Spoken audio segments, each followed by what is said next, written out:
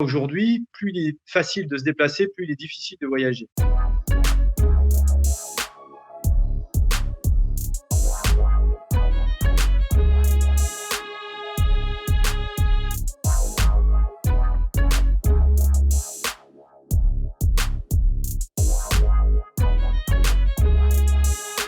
Alors moi, je vais pas forcément vous dire oui. Disons qu'il faudrait partir en voyage, mais il faut repenser notamment les conditions dans lesquelles on part. Ensuite, aujourd'hui, le voyage, c'est devenu plus une affaire de tourisme de masse, donc de grand nombre, porté par une économie qui est à la recherche du profit pour le profit, hein. Donc cette question du voyage est problématique parce qu'elle suppose des infrastructures qui ont un impact sur l'environnement, qui altèrent les territoires, les sociétés et les écosystèmes. Une société en transition doit se poser la question du tourisme. Et aujourd'hui, la pandémie, personne ne l'avait prévu, mais a arrêté le tourisme en quelques jours sur toute la planète. Donc je crois qu'il est temps effectivement de remettre en cause cette question du devoir de partir en vacances. Qu'est-ce que ça signifie? De quoi est-ce le symptôme?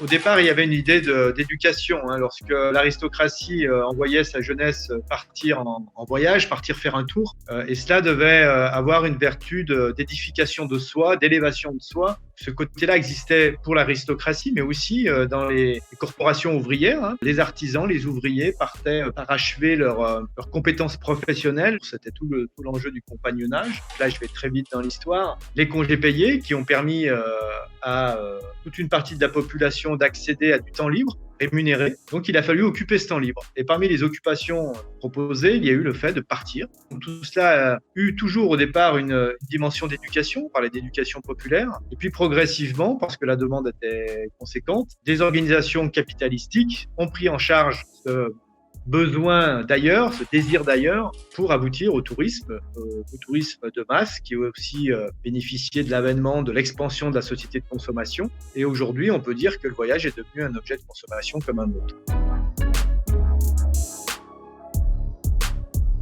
La question du tourisme, elle est emblématique de tout un mode de vie, y compris elle est symptomatique de la manière dont on vit notre relation au quotidien. C'est quand même intéressant que lorsque le confinement a été ordonné, beaucoup de gens aient quitté leur lieu de vie habituel pour s'exiler entre guillemets à la campagne pour trouver une vie un peu vivable.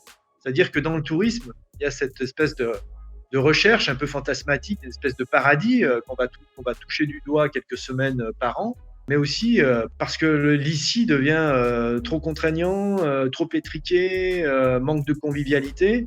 Je pense qu'on devrait vraiment profiter de l'occasion pour avoir une réflexion sur nos conditions de vie ici et sur ce pourquoi on va chercher une espèce de compensation, de consolation ailleurs, de manière aussi frénétique que ça.